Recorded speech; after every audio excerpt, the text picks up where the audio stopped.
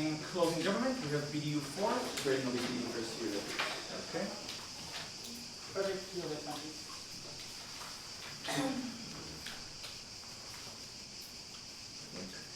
And in closing opposition, we have BBU 1. Tutor speaker first, Q&A, please. Okay.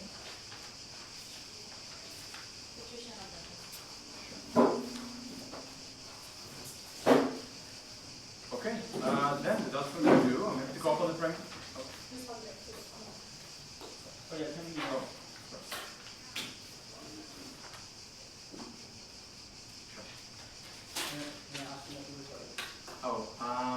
Is there someone who doesn't consent to this thing? Yes, there was. And you are speaking first or second in? Second. Second, okay. So government with, we turn off the stream. Great. Okay, so without further ado, I'm going to call upon the Prime Minister to begin the debate. Thank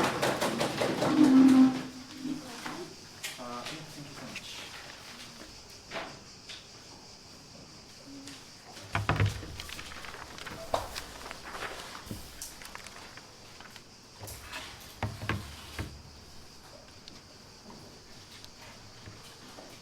Panel, I'm going to talk first about how Disney has consolidated and will continue to consolidate extreme market dominance over the kind of culture our society is able to accesses on a daily basis, particularly in regards to children who tend to watch a lot of Disney films. I'm talking about the problems with that, how it leads to a narrowing of diversity of narratives, how that's damaging to people who are not being included in those narratives. I'm talking about how that changes and we're able to break up Disney. I think we break it up mostly into its constituent parts. For example, Pixar and Disney would no longer be part of the same company. Lucasfilm and Marvel would be their own separate entities. And the merchandising that comes along with all that will all break up into entities. I think it's a pretty simple mechanism. Firstly, on market dominance. Disney is the biggest and oldest commercial film company in the world, and it has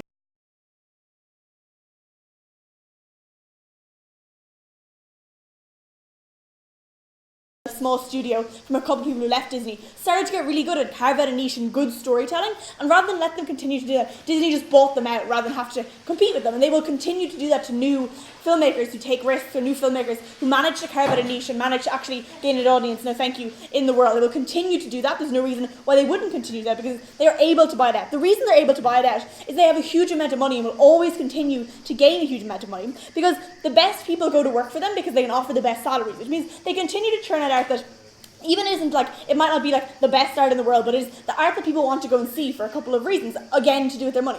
They can spend the most on advertising, they can attract the biggest name directors, the biggest name stars in the world to go and work for them, and as a result are able to create technically accomplished art that people want to go and see, and to advertise those films to a huge audience and sell a huge amount of merchandise off the back of it, which means they have the money to establish more and more market dominance through a number of mechanisms, and using those mechanisms to buy the biggest stars, to advertise things more and more, means again they just make more and more money, and there's nothing else that will stop this. There's no way that a small competitor can come up and ever actually challenge that, because again Disney will just buy them out. There's no way that that people are going to leave Disney because of non-compete clauses, or because of the fact that Disney salaries are too good to leave, or you could direct the next big film, or your art could be seen by the rest of the world. There's no way you would ever leave that. What is the problem once you've now established that there's a mechanism? Well, there's a huge narrowing of diversity of narratives in the world, and the diversity of people included in those narratives, and that's at every level of filmmaking and every level of this company, because it's about like which stories get told,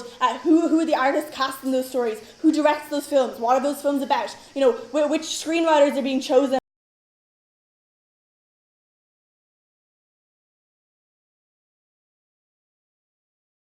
Can't create any kind of diversity of narratives, because when there's a couple of people at the top of Disney making the decisions about what kind of movies have been successful, and the generic template for them that has worked in the past, there's no reason for them to take a risk when it has worked so successfully in the past, is to have movies that are about a certain group of people, or appeal to a certain group of people, and traditionally that has been and probably will continue to be mostly about white men or about young boys, and less about women and less about people of colour, or less about disabled people, or less about trans people, or less about any kind of person who wouldn't normally see themselves in a Disney film, which is the majority of films that particularly children consume, because mostly for children when they go to see these films or teenagers, it is mostly about the spectacle and the story and the way that can make you feel feel. It's not really about much else, like they just enjoy it, but there are like subliminal messages they take in when they watch that, because they watch that and they don't see themselves represented, or they watch that if they're a white person and don't see a person of colour represented. And if you don't see it in the art you consume, the thing you become obsessed with and beg your parents to buy toys of, you're less likely to view that person as important as you, because they're not represented in the thing that you love.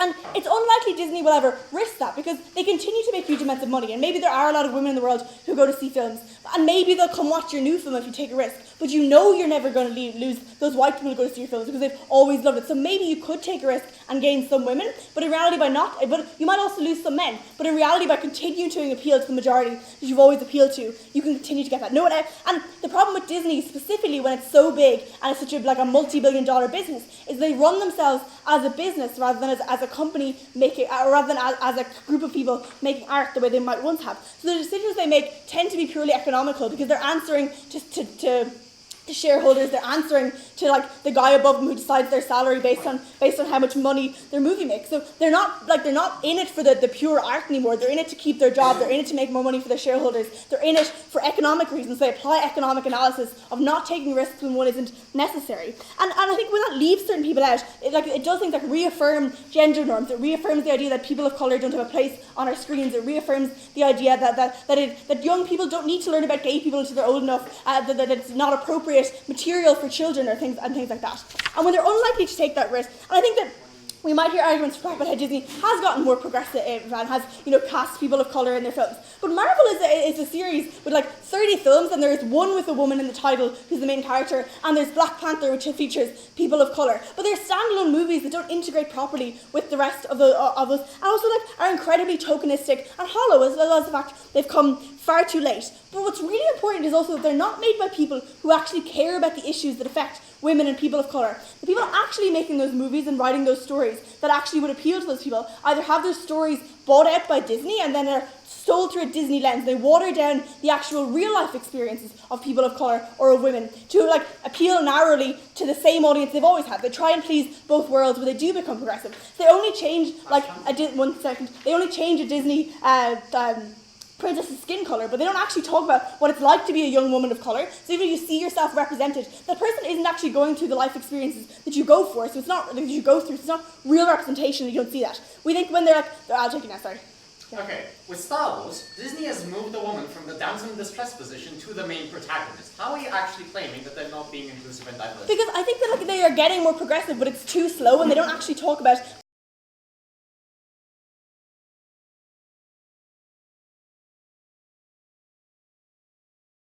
a woman would actually face in wartime, or the struggles that women in the military face, or the struggles that women face in male-dominated environments. It's just a woman doing what a man always did. It's the same stories, and they change the surface things so they can say it's representation. But they crowd out movies that actually do tell what it's like to women, because those people don't have the same advertising. We think it is more likely when you break up that these companies, Pixar competing against Disney, are more likely to do that because they're still pretty big. But the reason they're likely to take that risk is they're now competing against one another. And when you're competing against one another, you have to have something that differentiates. So instead of setting the calendar so the Disney movie is released this month, and then 3 months later when the hype has died down, a Pixar movie is released, when you don't get to coordinate your calendars or coordinate your merchandise, then you have to compete against one another by creating niches and appealing to certain demographics and becoming more different. So you decide you are going to be the company that takes risks on screenwriters of colour, or you are going to be the company that is better about representation of women because you have to compete against a person you were once involved in business with. When you have to carve out those niches, you are more likely to take risks, to tell good stories. We beg you to propose.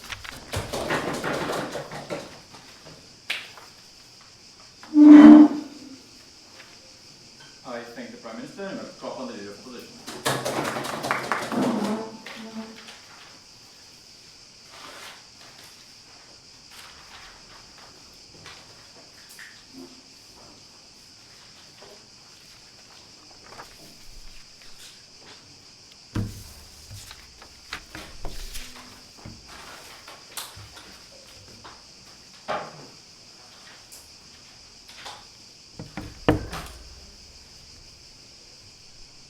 We agree with the part of OG's analysis when they tell us that Disney has market dominance, and we agree we think this is completely true. We think that they're going to be using this dominance for good instead of harm. We think that Disney is a moral actor, and even if they're not, they respond to things that would directly affect their business model. We think because a lot of the money they get comes from the populations in different areas of the world, and because any act that they do that misrepresents or even doesn't show enough diversity leads to more backlash, we think that they're likely to respond even if they care about their selfish interests and their profit incentive, because this is where their profit lies. One point in my speech essentially is about how we get the exact thing that OG tries to claim, which is that more diversity, more representation, that I'm going to impact this in two different ways. First of all, why is it likely that Disney is likely to respond to try and make themselves more diverse? We think, first of all, because they have more public pressure on them. We think we are now living in a society that is becoming increasingly progressive, that is starting to, due to the advancement of the media, etc., starting to highlight issues of misrepresentation, racism, sexism that may be integrated within Disney movies. We think this is even more so if they expand, since Disney is so big and they've expanded to places like Japan, Hong Kong, Malaysia, etc., because these are the communities that will consider what Disney has presented to them and point out when there is a mistake. We think that these people are likely to point these issues out because of how the messages that are produced directly contradicts their beliefs. But we also think that it's like the parents who bring their kids to these things that see that there's something wrong. We think that they point out that Disney has an obligation to redress the history of like being white and sexist that they have to do, and we think that this has been effective in changing Disney's ways at the point at which we see movies such as Princess and the Frog explaining what it's like to be a black person living in New Orleans, or movies such as Mulan that show what it's like in like a Chinese military camp. We think that this is something that is unique to Disney being a big company with huge market dominance. We think that companies that result from fracturing or breaking up Disney are unable to do the same impact for 4 reasons. First of all, if you're trying to remove yourself from the bubble and the market in which you always cater to, this will require more resources. It will require you to look into other communities, conduct interviews maybe in their areas to get actors, maybe do a little bit more research into those areas to find out how to represent these people accurately. We think that this is something that only a big, rich company is able to do. The second thing is that you need a company that's big and has lots of money to dare to be in a position where you dare to take risks. We think that even if initially there's some backlash from your own community they always cater to, because now you're telling a different kind of story, this is a backlash that wouldn't last long at a point at which other people start claiming this movie for it being representative. And we also just think it's untrue that like the majority white population doesn't care about the stories of black people. We think that is just not true. So we think that it's only when they're big companies that they're able to take these risks and they're able to create this change. We think that even if, okay, this comes later. The second point is that because Disney is such a big actor and it's got centers in many different parts of the world, they become an easier actor to blame. It means that you can target all your criticisms to one specific actor, and they're more able to redress the problems they've done, and this redress will be seen in many of their different centers around the world. You get wider impact at the point at which you decide to change it. Finally, if they tell you that Disney like maybe speaks in English or like does other things that specifically cater to one kind of culture, we tell you that you can only when you have a big company you can afford the resources to translate all your material and to make sure your material is well received by the population. This is something that you cannot get on the comparative when you break up Disney and you get small businesses, because even if these businesses have good intent, they are unable to be able to take all these risks and achieve all these impacts that Disney can uniquely do because they have market dominance. We tell you that even if you dispute that Disney is a moral actor and that Disney wants to do things, Disney is the actor that we should try and convince to change their mentality as opposed to breaking them up, because they are the actor that is able to create change. Why are people likely to respond to these messages and listen to Disney? 3 reasons. First of all, the messages about representation that are provided through Disney tend to be more subtle. It comes in terms of entertainment, when you see like a black character walking around in Hong Kong Disneyland, or it comes in like in terms of movies and all these things. This means that people who are vehemently opposed, for example, to these kind of like characters and all, start seeing their lives from the inside before they realize that Disney is actually portraying like a character who is gay, for example. The second reason why people are likely to listen is because Disney's advertising is everywhere. Because if they have there's one film of like a black person and they want to advertise it widely, they are able to do so on every single platform, social media, Disneyland's, like the different kinds of films. We think that this is how these movies get high publicity and high representation. It's something you can only do when Disney is big. And last of all, Disney has an existing following, so this is how the impacts are maximized. Yes? why would Disney ever try to take any risks when they can just produce another Marvel movie, which is liked by so many people that you make so much revenue with it? I started my speech with that when I explained about how people are becoming increasingly open-minded and people are increasingly voicing out their opinions if they think Disney is doing something wrong. If Disney is still producing a film exclusively about straight white men, we think the crowd's going to respond to it. We think Disney is going to respond to this public backlash because they care, because these public are the people they need to appease in order for them to continue getting the money they get. We think that this problem changes because of how society is now progressing. Impacts. 3 impacts. First of all, we think that Disney ends up becoming, because now they prioritize diversity and they're able to achieve this diversity, they're likely to convey more diverse messages. This also comes in the most subtle forms to children in films.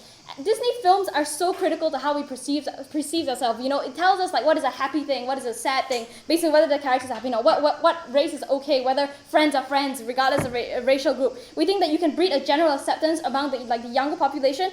And they're more likely to, when they grow up, be more diverse, accepting of different races, push for policies that do not discriminate these people. We also think this helps older generations because then now if they disagree with the views of the younger generations, the kids can say like, Mom, what's so bad about a black person? And then the mom now needs to explain, and it becomes difficult for them to continue on being racist. The second thing is that they employ more people at the point at which they're trying to say they're more diverse. They research more into these communities to share their stories so that they can accurately represent them, because misrepresentation will also receive backlash.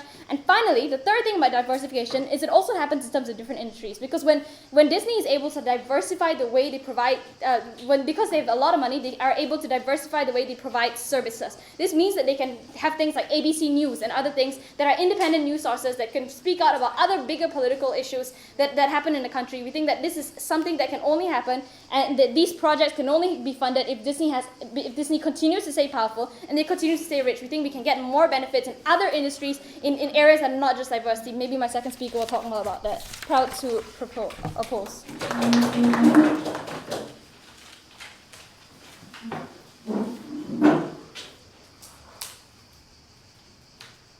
I thank the leader of opposition and Deputy Prime Minister.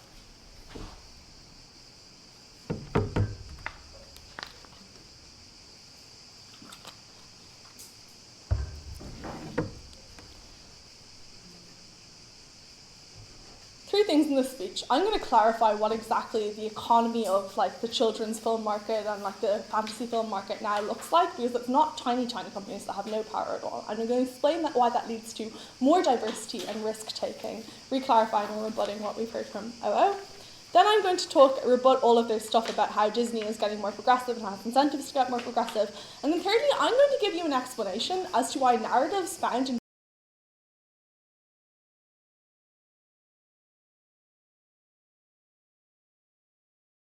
for 20 years, and that is the analysis which explains to you why, even if we are getting progress in the long term, it is critical that these films change as quickly as is humanly possible because they have such a large impact on children.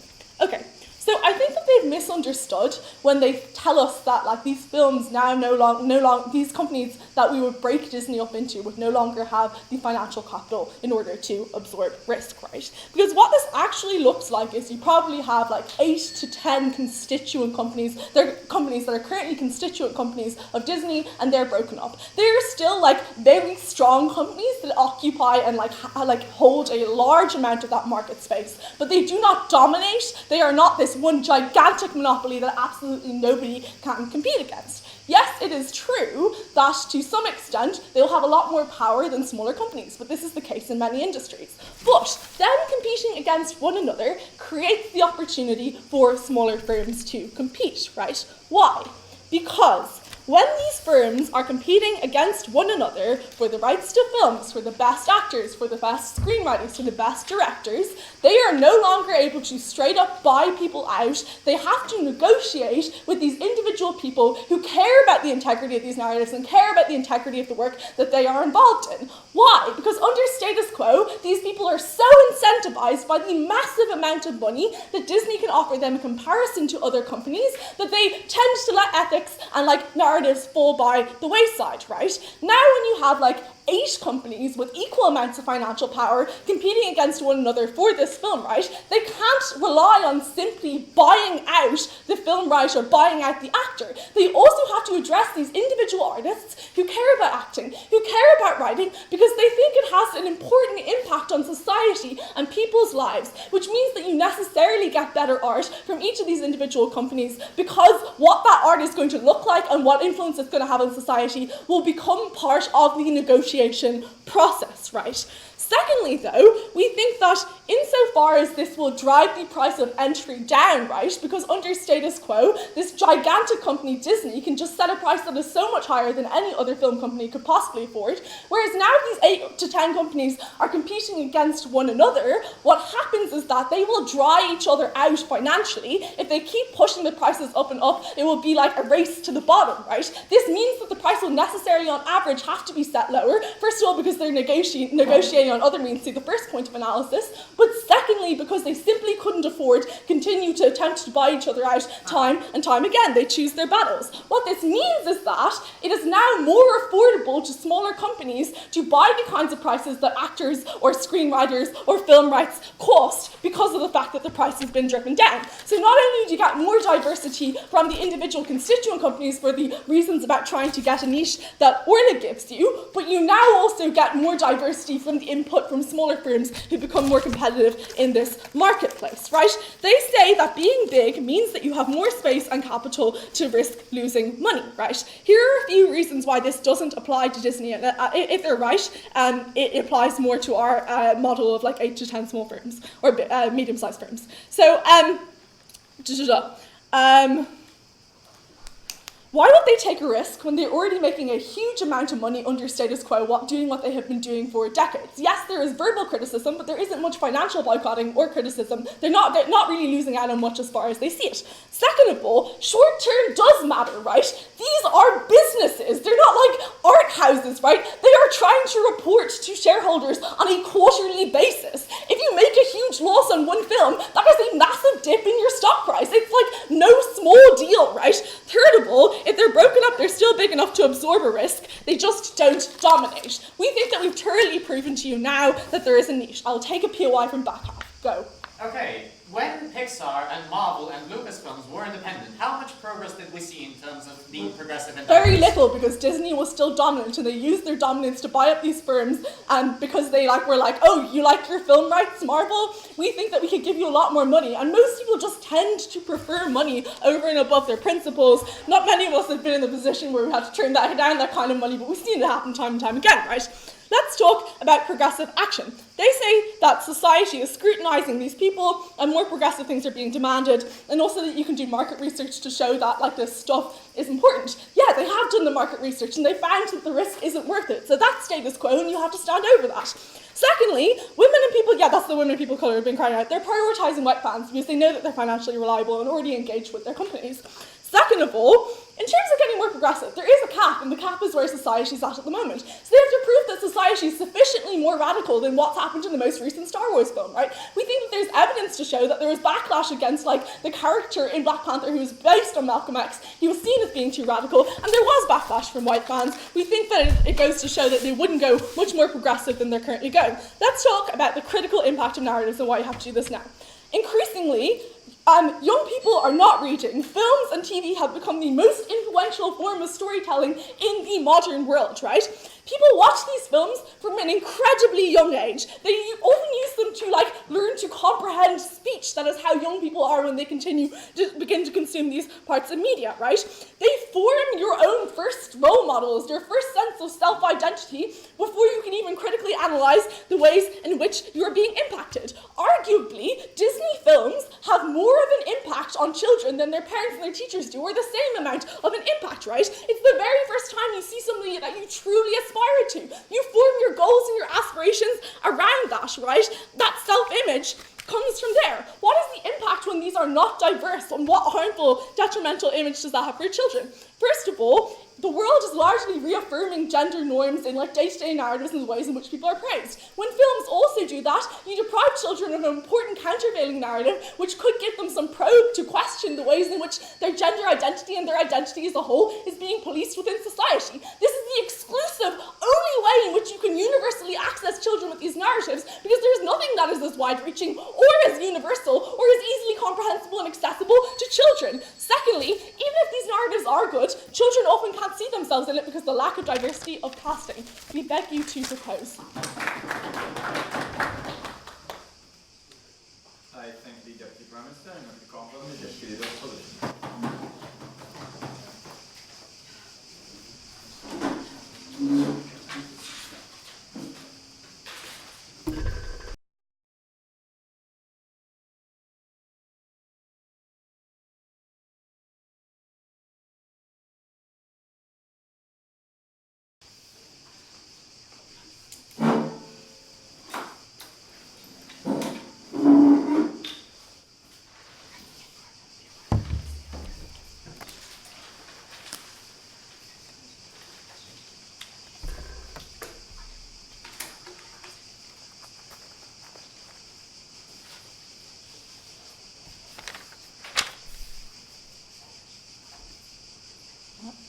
Panel, I'm unsure if this is a debate about short-termism, given that it's a debate about changing narratives, as they say, of what children and other people in society think.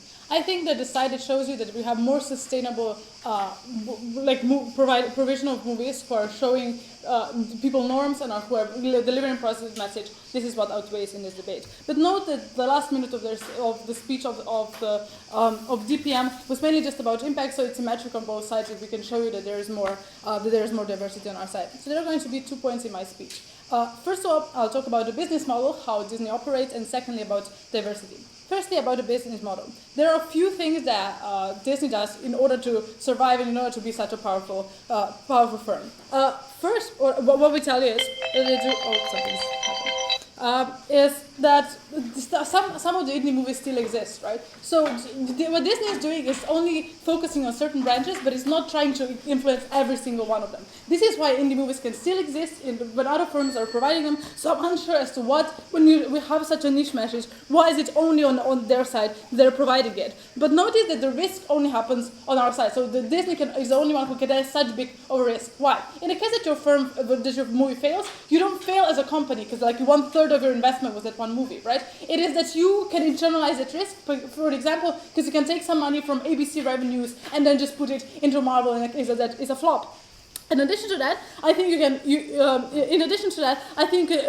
can internalize risk with a smaller percentage for your firm. You don't just fail because of it, but you just have high return from the risk that you're taking.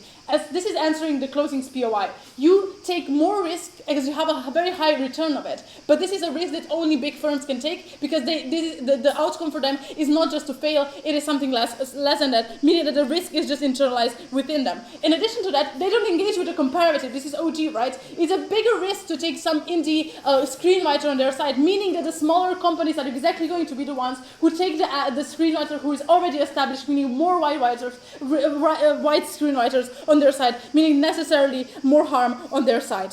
Second of all, on how they work is probably advertising. We talk a lot about it. It is not engaged by DPM. Why is this so important? For advertising basically means that you decide to do it strategically, meaning that you don't advertise some of the movies during the time that you, for example, want to hail Black Panther as the next thing that this movie strategy is about. This means that most of the population see it as advertising because you can reach much further, but also it means that you can do it strategically, meaning that you're not competing with some other movie that is probably done by white people and the movie that will it's like Fast and Furious, whatever, meaning that you can do it strategically. Why is that important? First of all, it is important because this is the way for you to show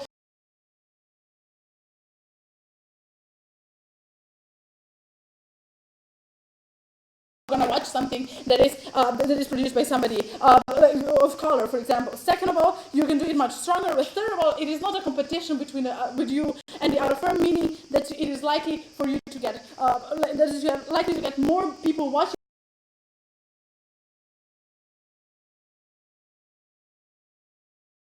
This means that you are likely to get more profits from it, meaning that people of color or people of other ethnic minorities are likely to get higher wages. If a screenwriter that was otherwise not established and is of some kind of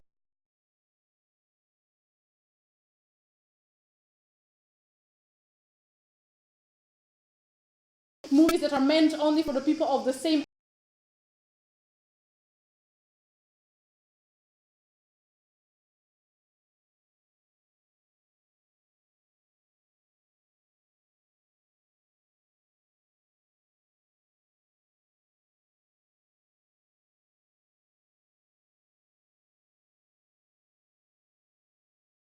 they're in a like a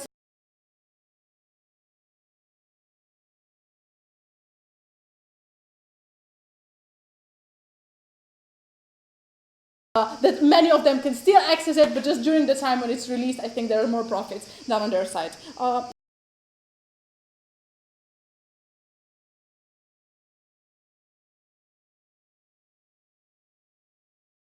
Get to tell the story they want to tell and the impact on people like them. Yeah, so here I'm a bit unsure. If it's so good for this these screenwriters and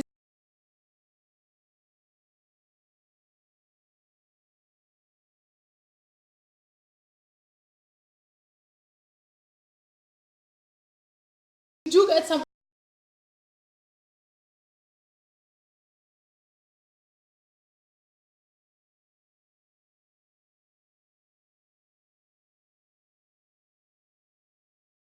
I think very likely to let Marvel do their own thing in the case that they have a vision of how to do like a movie about a woman. In a comparative, but if you look, a smaller firm, it is likely to do things that are likely to bring in some people, because otherwise they will.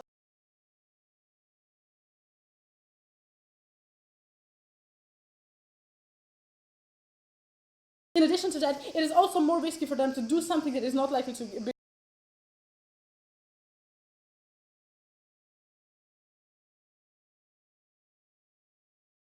move of Marvel and of other this kind of movies. So thank you.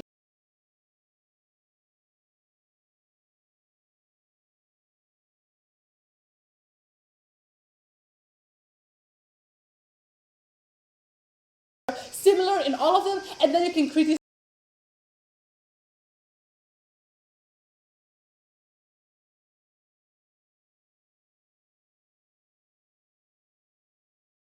from people, but at the end of the day, people are not watching movies anymore if they're just simply whitewashed, because it's not something that there's a man on the market in the first place. I think we've dealt with that.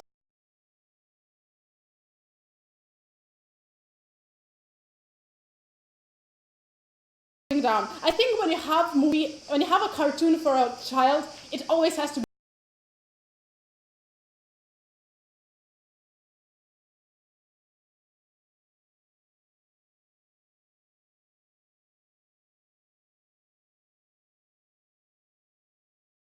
in the first place.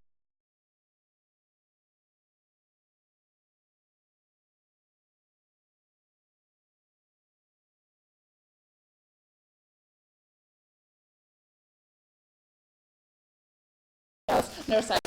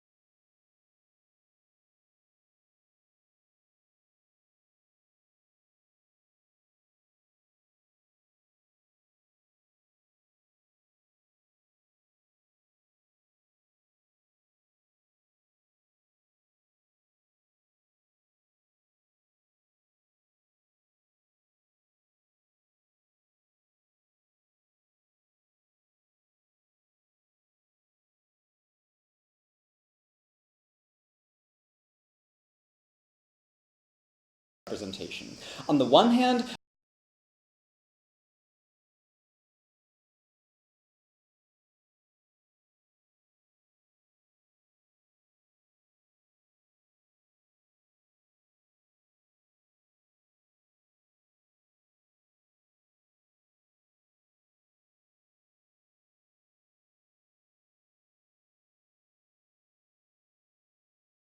cases, we get some nice impact magnifiers like kids or maybe people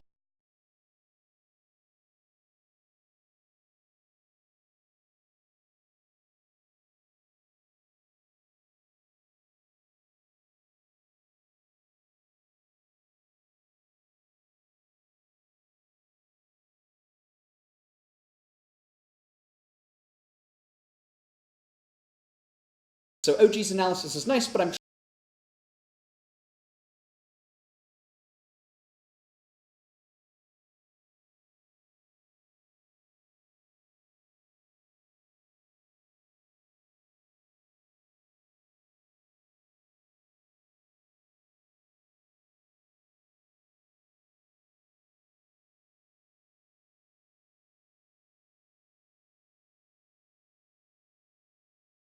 to keep the political class of the press like in check, right? This is a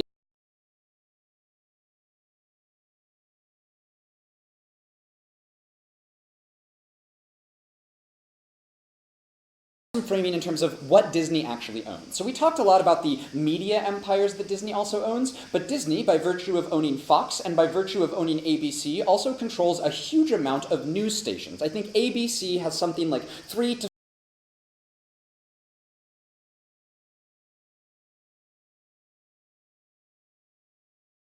conservative news publications out there. Critically, both ABC and Fox both then move their news analysis down to local affiliate channels, which serve smaller markets, which then broaden their span on the political spectrum as a whole. So you have a market, you have a news channel, for instance, that is owned by a Disney conglomerate, based in Texas, that is serving liberal Texans and conservative Texans. This is basically how the news market functions in terms of how these companies own the other news channels, right? They also have access to these films and other cultural things through which they can use to influence culture and economic policy by making people basically watch ideology.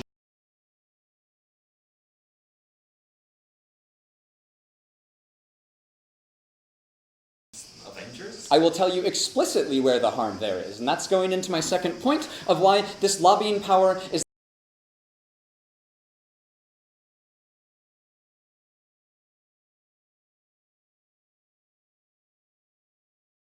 be able to get money out of politics. Simply saying that we think lobbying shouldn't be a thing is not an adequate response to our points. So what is Disney's power then, and why is that power uniquely tied to being a massive conglomerate? First, to give you an analysis and the unique mechanisms of how Disney does this, because it is massive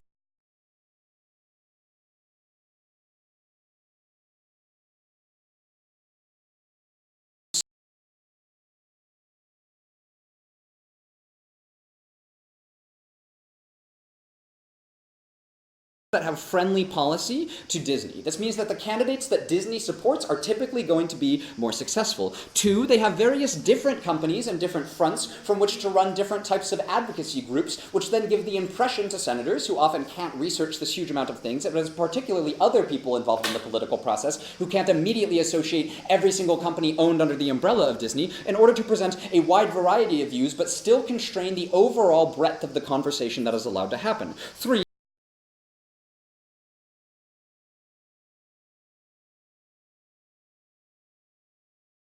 to the elected officials. This is to say they own Fox News, they own ABC.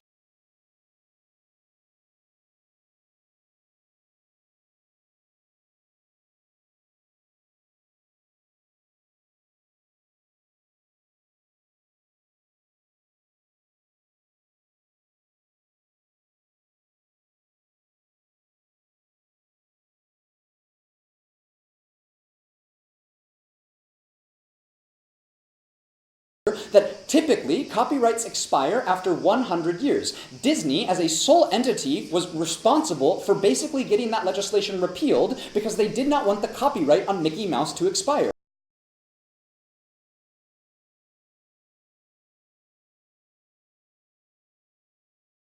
copyright that's uniquely bad to do so. Disney has a lot of incentives to put a lot of bad legislation out there. This has things to do with, in countries where it's required, things about like news neutrality standards and news neutrality laws. If Disney wants a competitive advantage, they might push against that. This has things to do with content regulation and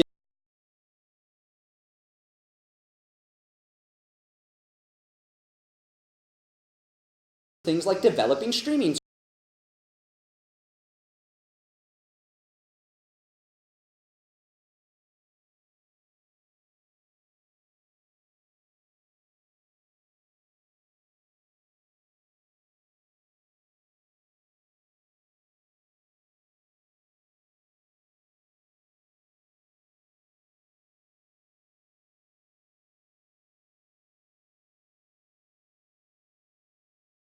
The unique aspect of this is that when they are one big company,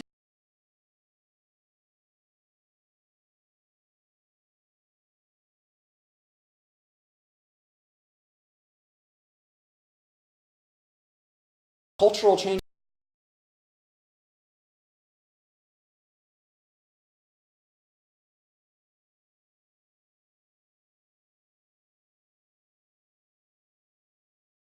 Freedom of speech and like ability to speak up against corporate overlords, excuse the tinfoil hat, right? Like, I think that one, that's just a question of numbers alone, right? I think we automatically reach more people than these specific groups. Two, I think the consequences are more serious in terms of the erosion of freedom of speech, because that's what our democracy is based on. That's what everyone draws these minority rights that they want from. And then three, the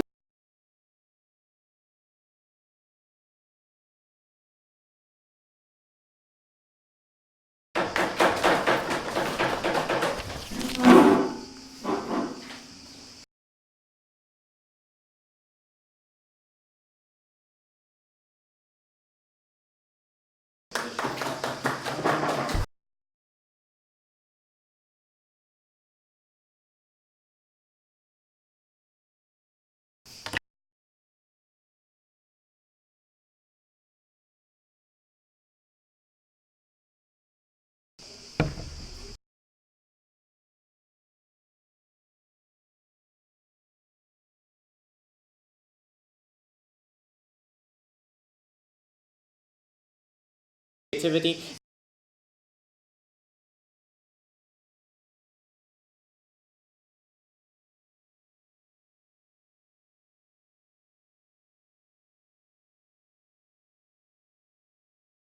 What OG does is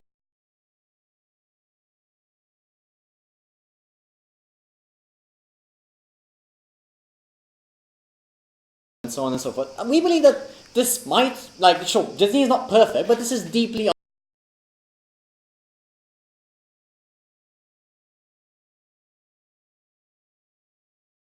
what their motion is doing is going to result in less of the diverse content happening, which is exactly what was happening beforehand. And we believe that the reason is not because, like, as they pointed out, is because, well, Disney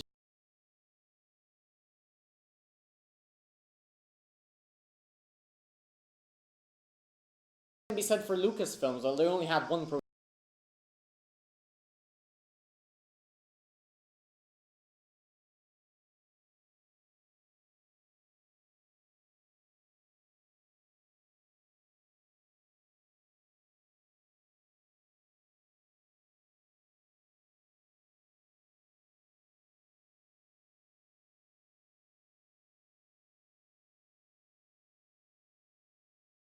Distinct story, not just a woman in men's pants or whatever. But again, like, on the comparative, we believe that Disney is the one who has brought women's stories, who has brought black people's stories, who has brought Latino stories in the forms like Rio or whatever, and many, many others, like focusing on older people and, like, for instance, in Up and so on and so forth, right? Like, purely on a comparative basis, yes, Disney is not perfect, but they're a private company. Of course, they're not going to have exclusively progressive rhetoric, because society doesn't have exclusively progressive rhetoric. But when comparing Disney to how society looks, Disney's definitely the more progressive one. And why is that? Well, let's talk about how we think competition would work upon applying their motion. Two things here, right? One, when you have many different firms that you have to compete and the competition is roughly equal, particularly in the movie industry, you have to spend lots of money on advertising, right? Like, for instance, Superman versus Batman spent like a third of its budget purely on advertising, which is essentially rent-seeking in that it doesn't actually generate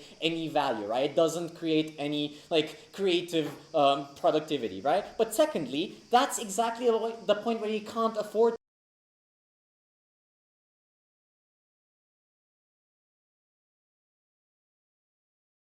we have to admit, and the other one does. The first one is going to win over the other, right? And this is exactly where this is exactly where Disney wins, right? And the distinction we need to make, and answering CG's point on this as well, is that progressivism is something that's a fringe trend right now. What Disney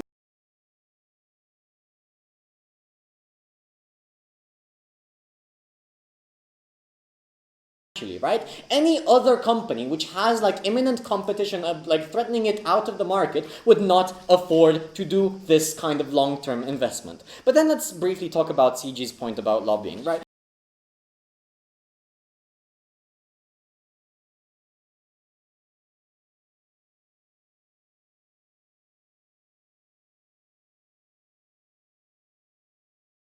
Like, we don't really see the harms that they bring to the table, right? Like, we believe that, for one, ABC and Fox are going to influence people's opinion regardless. Like, that's just what they do as conservative news media, regardless of whether or not Disney owns them. Like, it's not like Disney can earn anything from, like, pushing for conservative rhetoric anyway. Secondly, we believe that, like, sure, they extended intellectual property, but we don't see how that's necessarily a harm. We think that's, a law that not only Disney can benefit from, so it's a moot point, really. And thirdly, about freedom of the internet, well, net neutrality is still there. Protect IP Act did not pass, so we don't really see the real harms that they're bringing portrayed in reality. I'm going to move on into my constructive, but first, Joel. So there are hundreds of screeners out there writing good and nuanced stories about women and people of colour.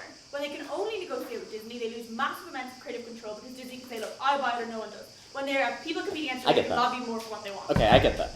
Realistically speaking, we don't think that there's that big of a mass of writers that are being turned down by Disney. Sure, you're proving that they can turn them down and they have no option besides Disney if they get turned down, but realistically speaking, we believe that this is exactly why we've seen progressive movies, is because Disney does not turn down fringe ideas, because fringe ideas are interesting, as proven before.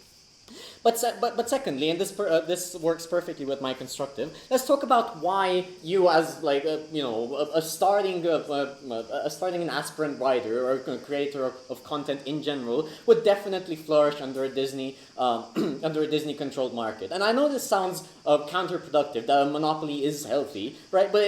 Or beneficial to the small people. But hear me out. Two things here, right? For one, Disney is probably the best launchpad you could ever hope for, right? Because generally speaking, creation in like the movie industry or what have you requires a large amount of initial investment, right? Like basically before you put out that movie and before you've paid your your scriptwriters, your actors, your like cameramen and so on and so forth, before you've done any of that, you don't get any revenue whatsoever, right? So it's very for one, it takes a while for you to get income, and for two, it's very dependent on that movie having success if you're an independent studio, right? On the contrary, Disney not only provides you with that safe haven of having the money to make risky investments and to go for fringe trends that are evolving, right? But they have three more things, right? For one, a massive capability for advertisement, right? If they see potential in your idea, it's going to get everywhere. Secondly, they have much better ability to produce merchandise, which pairs very well, particularly because they probably have the best designers for merchandise out there, exactly because they're such a huge company, right? And thirdly, and most importantly, they have the quote-unquote infrastructure, and that if they like your idea, it's going to be in every amusement park. Something that if you are an independent screenwriter, that's never going to happen in the next 30 years, right? Lastly but not least, they have the fact that Disney puts together so many different teams from so many different ex-studios means that the collaboration potential, the ability for people to share ideas inside different departments of Disney, the possibility to create multiverses with different fictional characters put together and to create cameos of this character in this story and so on. The possibilities there of people putting together bits of different stories and bits of different studios and creating something much greater than the sum of its parts is immense. And this is why we believe that Disney is the greatest creator of content we could possibly hope for. Please vote CO.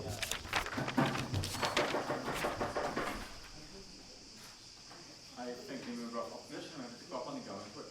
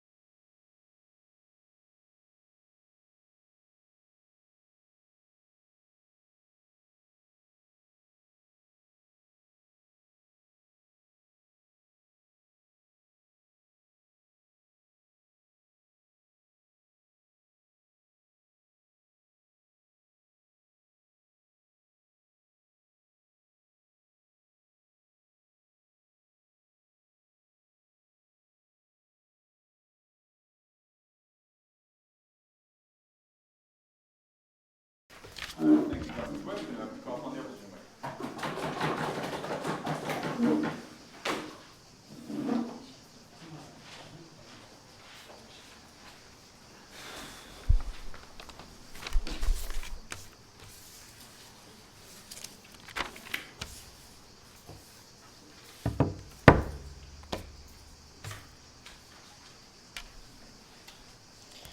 What is uniquely regrettable about culture and arts in general is that it's the it's one of the domains that that suffers the most whenever there is a problem in society, right? Whenever there is economical problems, arts and cultures get cut. And plus, on top of that, people downplay the importance of culture in society and do not understand the importance it has on the way we behave and interact with each other. With this being said, the reason why as CEO we focused on artists and giving them a platform is because public funding is widely unavailable for artists and for any type of cultural activities. This is the reason why lobbying kind of fails as to being a true harm in front of the fact that we need platforms and we need ways to make artists be able to do their work and influence society for the better. But more on that a little bit later when I get to CEO. First of all, let's talk about OG. We hear how Disney is narrowing diversity. Disney's change is too slow. It's not enough what they're doing. But we want to tell OG, firstly, is that change and perception is a game of numbers, right? That's the first thing we need to have in mind when we're talking about the impact of artistic work. And what we say today is that even though it might not be the perfect swift change that OG wants, what Disney does is that it's a constant, forever growing change, right? We know that in 50 years, Disney will be able to make the same blockbuster movie that Black Panther was, but that has had the same impact that Black Panther was. And it doesn't matter that it was one movie. The thing is, it was one movie that people talked for weeks and talked about for weeks and even do that. That's the thing. I fortunately haven't saw the movie yet, but I know all about it. Yes, it has had an impact on me. No, thank you. Even that I did not have directly access to it. That's the kind of thing that Disney money does, and this is why we need to keep it forward, right?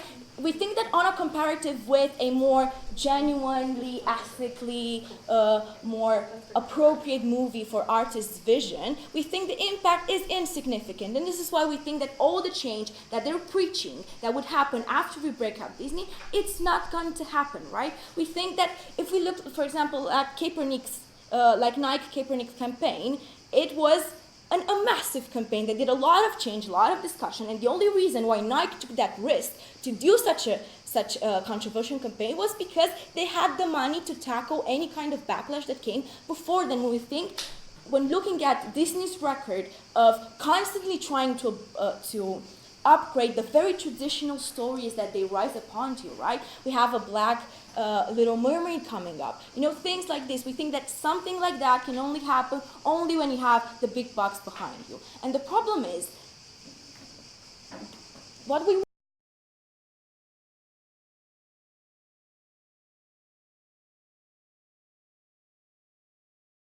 yeah, somewhat regrettable that in negotiations some of the artists' ideas might be downplayed, but the millions of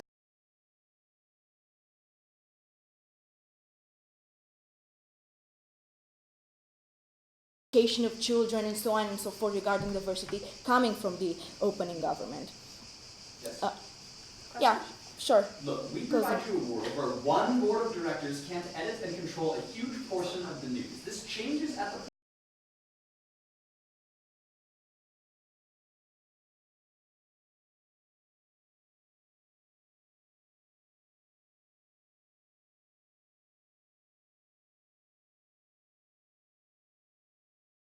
Motion's main focus is cultural, and this is why we'll be talking about why your lobbying points don't really have a great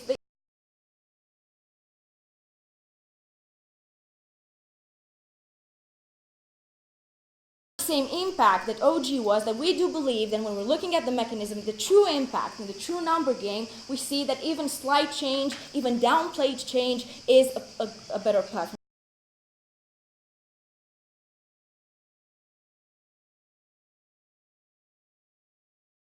As they are today, right?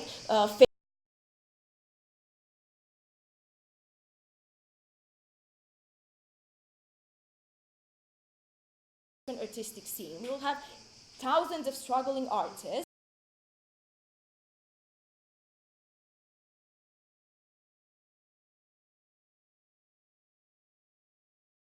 intellectual property rights. And we think that this is, like, the question is what they're saying, like, is the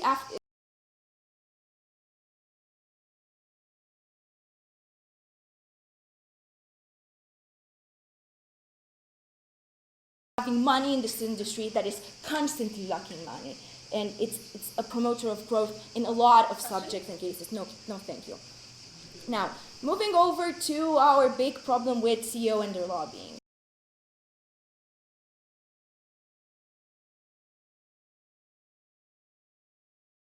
And arts industry, and this is why we believe that some abstract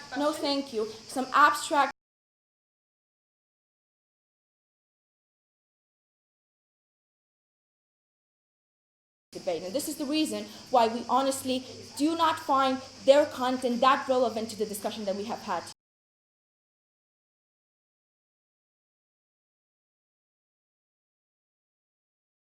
Small scale, we honestly do not find it relevant to what we're talking about today. Bon. Question? Yes, sure. So Marvel movies that feature progressive stories and characters will still get made with the same budget and still have a huge amount of money. Those stories will be better because we've explained the analytical links why anyone in society interacting with Disney, because they have so much power and money, can force them to do what they want. If you break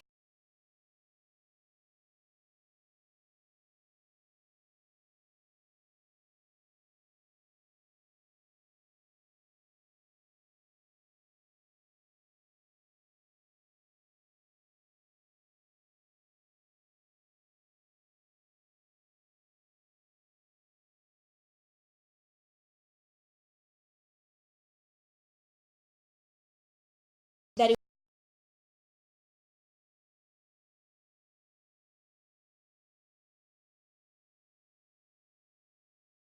but like the big market share that Disney has, we do not find it to be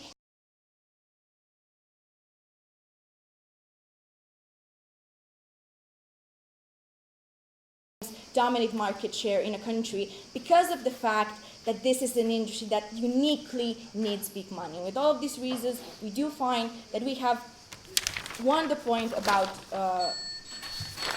yeah, sure.